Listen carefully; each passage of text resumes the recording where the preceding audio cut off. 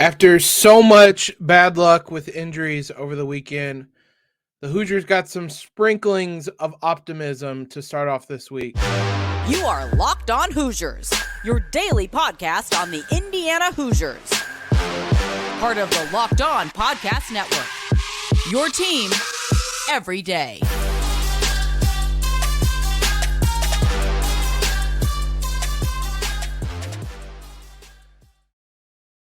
What's up, everybody? It is Tuesday, November 29th, and this is Locked On Hoosiers, your one and only daily one-stop shop for everything IU athletics.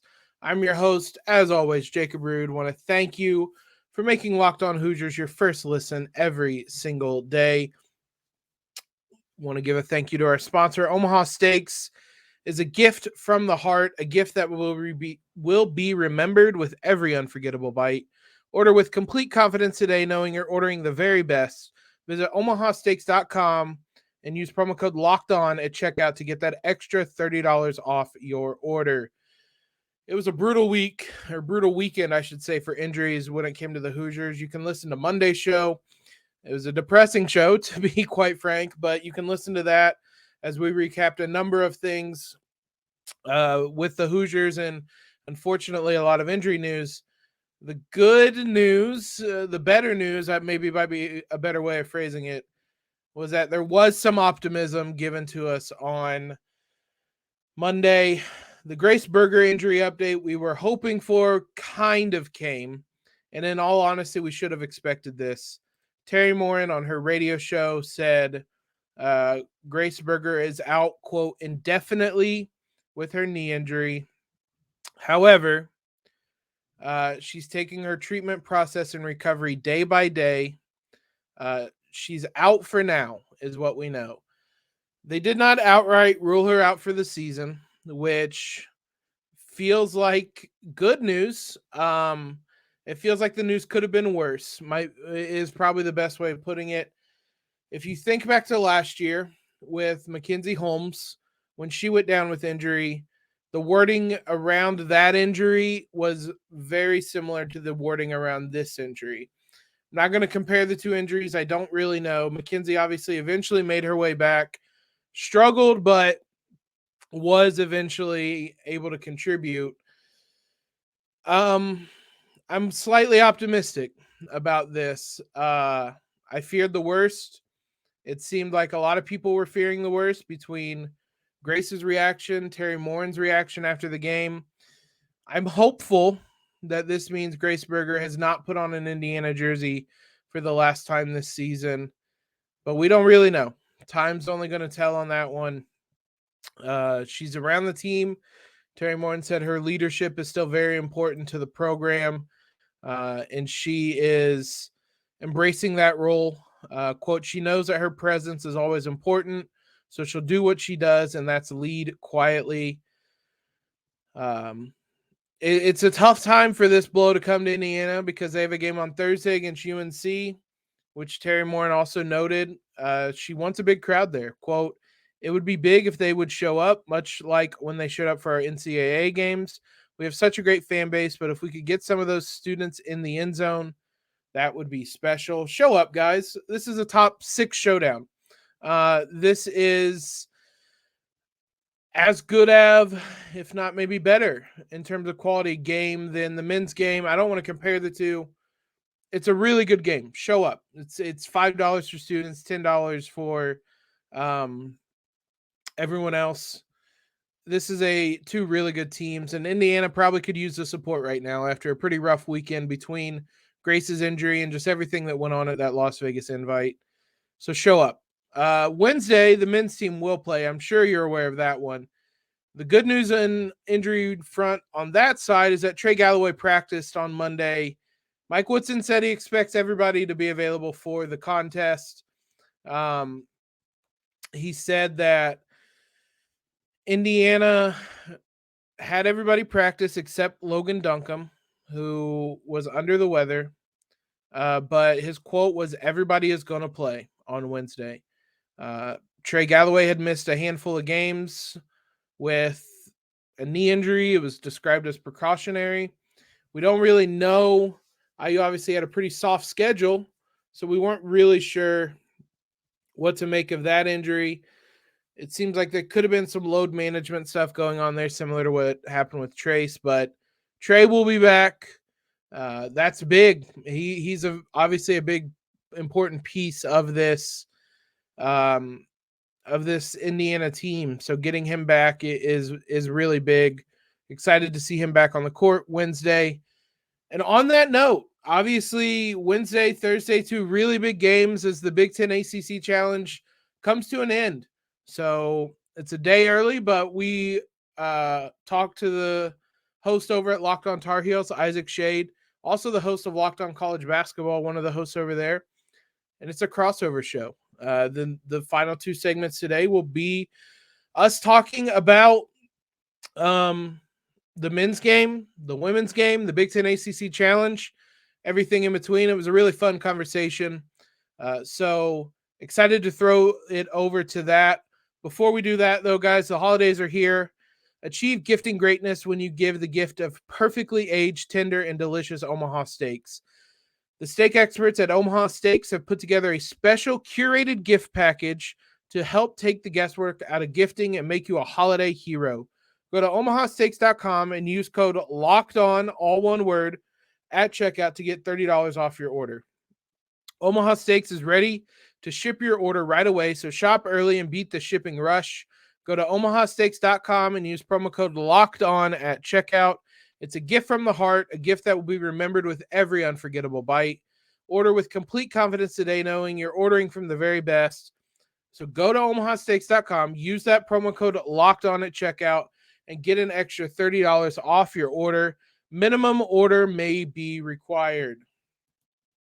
Now, I want to thank you guys for making us your first listen every day. For your second listen today, check out Locked On Sports Today. From the games that matter the most to the biggest stories in sports, go beyond the scoreboard and behind the scenes with local experts and insights only Locked On can provide. Locked On Sports Today, available on this app, YouTube, and wherever you get podcasts.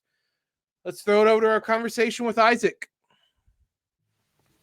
Boy, it is time for the last ever ACC Big Ten ACC Challenge. Hard to believe that's going to come to an end of an era. We're going to talk about that in a little bit. But right now, we got a little crossover action. Some Indiana Hoosiers, some North Carolina Tar Heels. My man, Jacob Prude. I'm Isaac Schade. He's the host of Locked On Hoosiers. I'm the host of Locked On Tar Heels. And we want to get you prepared for both of these Big Ten ACC matchups.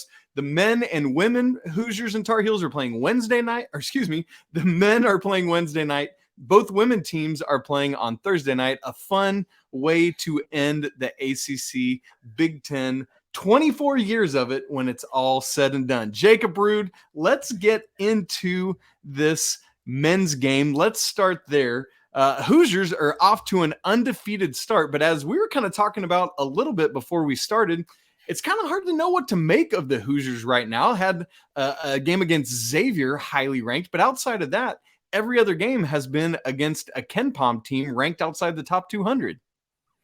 Yeah, it has been an interesting start.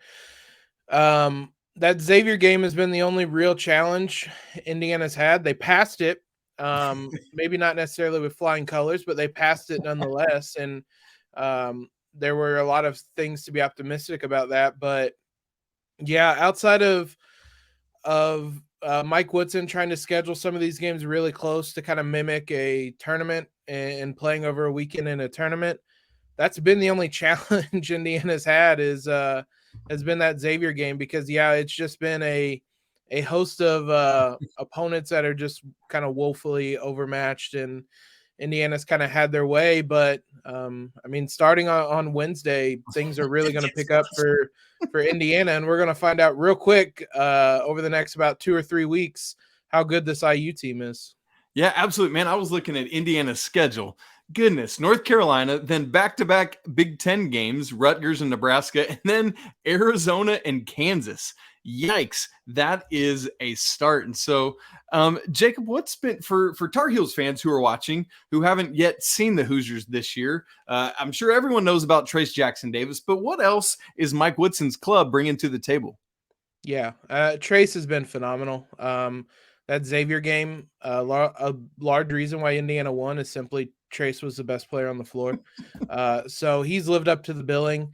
The pieces around him that have stood out, Xavier Johnson, another name most might be familiar with, started the season off a little slow, but he also in that Xavier game showed up in a big way and has played really well since then. Yeah. And then it's two freshmen, actually. It's Jalen Hood-Schifino, who some might have heard about, five-star freshman, highly rated prospect, comes into the starting lineup right away. He's been in a bit of a shooting slump, but he's the type of player that still impacts the game in so many different ways. He can rebound. He's great at finding open men, and especially in transition, is great at finding the trailer and things like that. So he's still been impactful. Maybe the surprise in a lot of ways has been Malik Renew, who has been unbelievable. He was also a very highly rated prospect, a teammate of Jalen Hood-Schifino's at Montverde. Yeah. He came in, he was a late commit. He was a Florida commit. And when Florida changed head coach, he decommitted, ended up coming to Bloomington. He hasn't started because IU has Trey Jackson Davis, and but he would start for just about. There's a very small list of teams he would not be a starter for. He has been phenomenal. Another lefty, has a host of post moves in a lot of ways. Is kind of a mini Trace Jackson Davis. The two of them have played together a bit, and it's looked really good. And Malik's finished a lot of games. He finished that Xavier game. IU finished that game with two freshmen on the floor on the road. So they've relied on them a lot, and those two freshmen have delivered. But this is a whole other challenge awaiting them. But so far, those two freshmen, Xavier Johnson, Trey Jackson Davis, those have been your brightest spots so far. Yeah, absolutely. And one of the big things you and I talked over the summer to get ready for this game a little bit. And one of the big things we talked about was being really excited for the Trace Jackson Davis Armando Bacot matchup.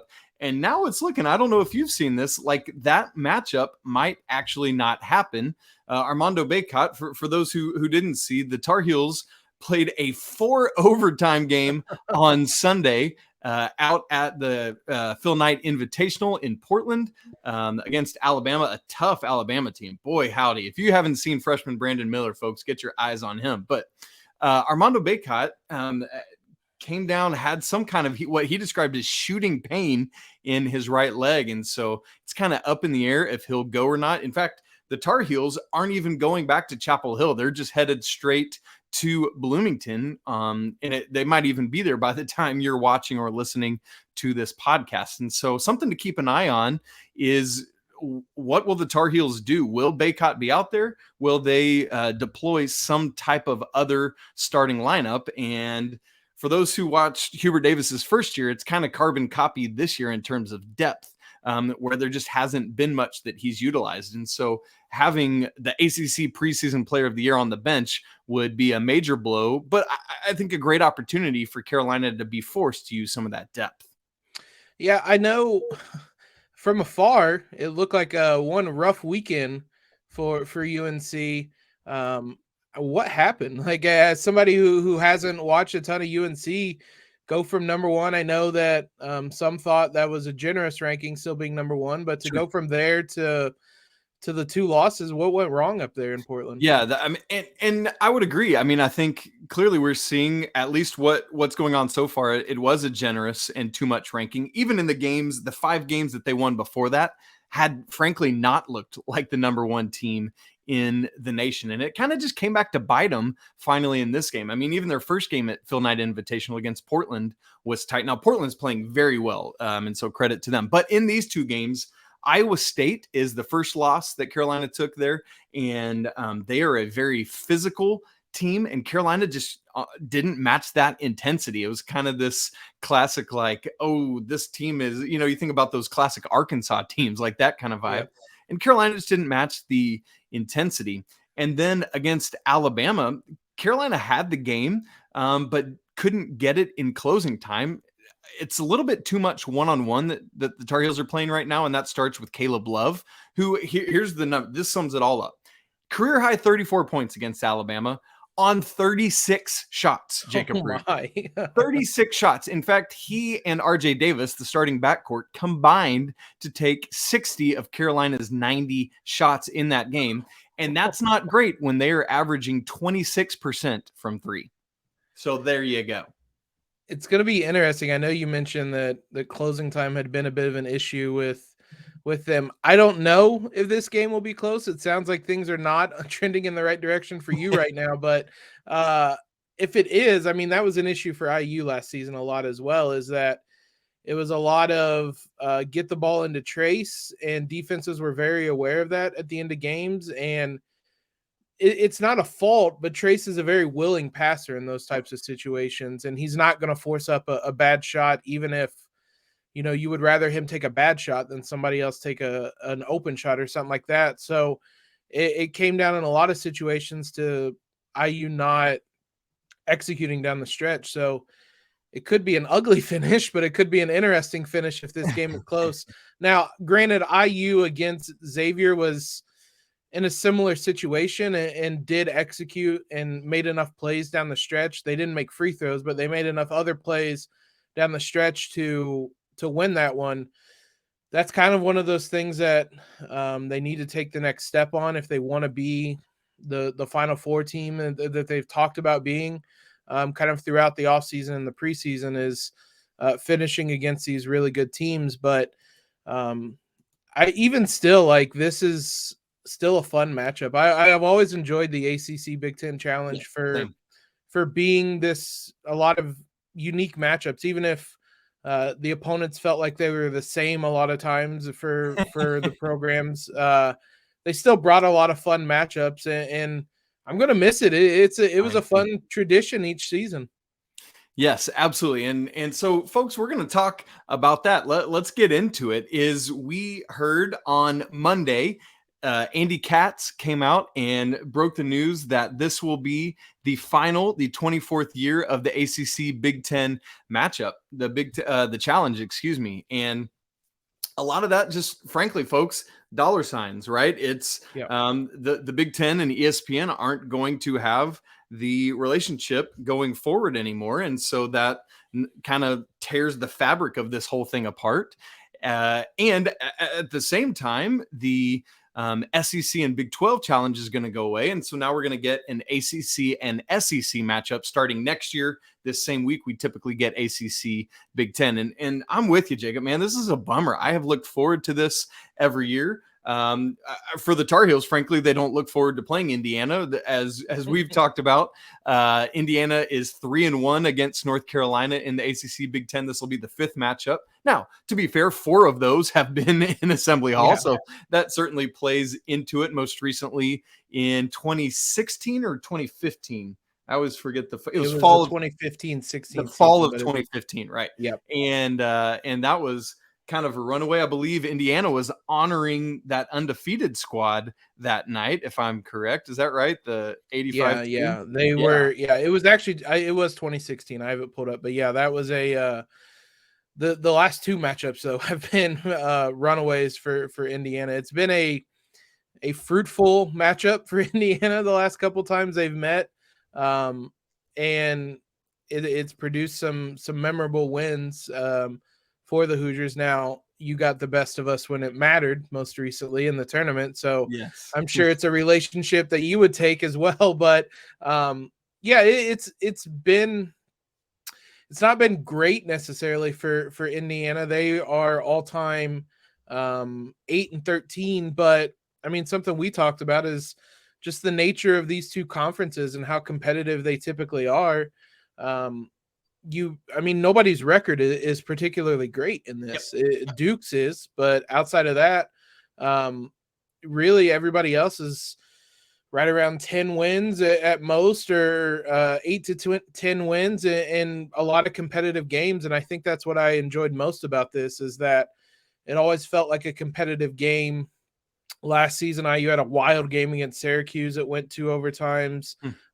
They've had some memorable wins, some frustrating losses, but I think that's what's made it fun, is just the competitive nature, and a lot of times getting to match up against some really good teams. I mean, last season Syracuse wasn't ranked when IU played them, but before that, they had played 6 straight games against ranked teams in the challenge. So it's produced some quality competition for the two programs, and that alone is going to be hard to face or hard to replace because non-conference schedules are difficult, and it's not always everybody's not always volunteering to play these types of games. So their hands were kind of forced at times to play these games, and I think that's a good thing for the programs. Very much, yeah. It's something I wanted to see. I don't know if, I mean, I don't think the Big Ten can replace it with anyone at that level. So I'm not sure that they'll really do anything. They've had the Gavitt games with Big East. I don't know if they're going to expand that or try to redo something with that, but yeah, because it's not the full conferences, right? It was just like not. This year is like 7 games or something like that. So love to see that expanded. It'd be funny if the Big Ten matched up with the Pac-12, and then you get USC and UCLA keep participating. I don't think relationships are too great with those two conferences right now. So I kind of thought of that. I was like, well, Big Ten, Big 12 is kind of boring. And I was like, that actually might be our only option, because I don't think the Pac-12 is jumping at the gun to bring USC and UCLA back into their gyms. That's right.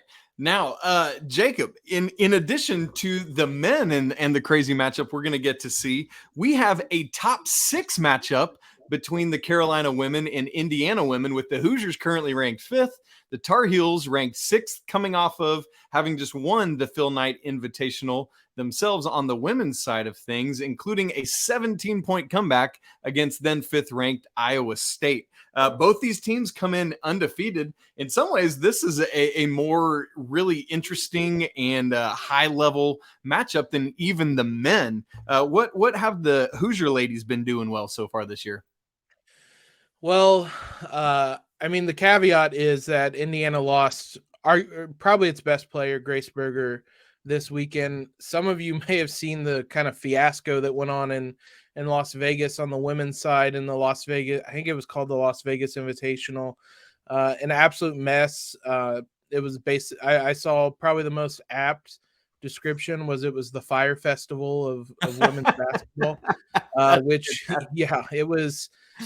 The more you read into it, the worse it was. It involved the tournament directors telling the programs to bring towels down from their room because they weren't going to provide any and things like that. So it was really bad. But amidst all that as well, Grace Berger went down with a knee injury that at the time looked really serious. She's an All-American, All Big Ten caliber player. She's day-to-day. She's going to be out indefinitely. She's not going to play on Thursday. It was very vague, the diagnosis they gave, which they've done in the past. So she won't be playing, but there's still a lot of depth, and that's been one of the biggest things that's helped this Indiana team. Last season, they did not have depth. This season, they brought in a couple transfers, had a pretty strong recruiting class, and they have Mackenzie Holmes, who is also an All-American level talent, who is averaging 20 points per game, 7.5 rebounds.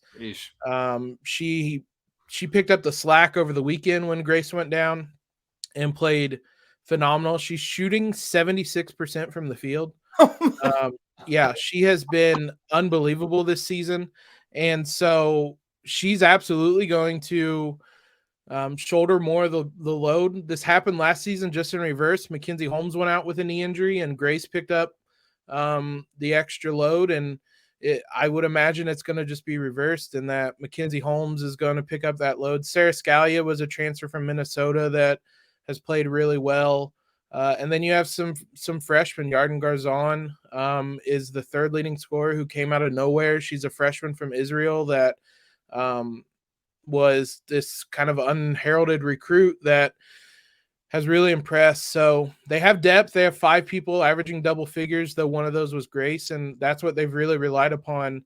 They have a road win over Tennessee, which Tennessee is slipped up this year and not quite what we thought they once were, but still winning in Knoxville is impressive. And they have that as kind of their gem right now on the schedule in terms of wins, but this one would certainly be bigger over UNC, who had a much better weekend up in the Northwest than the men's side did. That's right. They absolutely did. For the women, there were only 2 games, but they beat 18th ranked Oregon and 5th ranked Iowa State. For people who are unfamiliar with the Tar Heels, the big name to know, the star, the NIL darling is Deja Kelly. She's averaging 17.8 points per game. But the kind of similarly, it's a balanced attack, and it has to be for the Tar Heels. They're a bit undersized, and so they have 4 players averaging at least 13 points.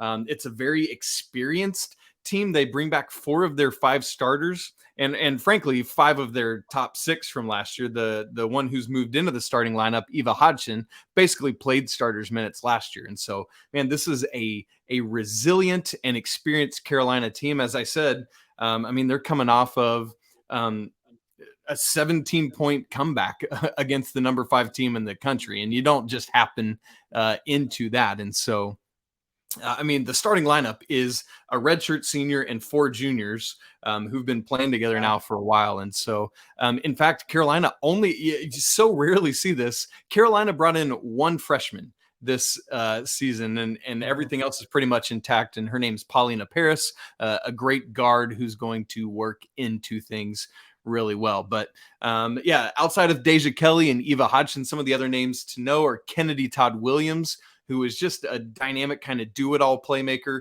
that's really come into her own on the offensive end now. And so she and Deja Kelly really make up a big dynamic playmaking group. Alyssa Utsby, who represented America this summer in the 3-on-3 games, and has used that experience to really kind of catapult herself this year as well. That's interesting because Indiana was in a very similar boat the last couple seasons in that they had the exact same starting 5 for 2 seasons running. And so they didn't bring in anybody for a while, and they had a very veteran group. 3 of those players graduated last season. And like I said, they turned to the transfer portal. They turned to the recruiting trail and brought in a number of players. It could be an interesting matchup because Indiana is a pretty guard-heavy team. And just kind of looking at the roster, it seems like UNC is also a guard-heavy team. Absolutely. So, Absolutely. Yeah. So it could be an interesting matchup in that regard to see.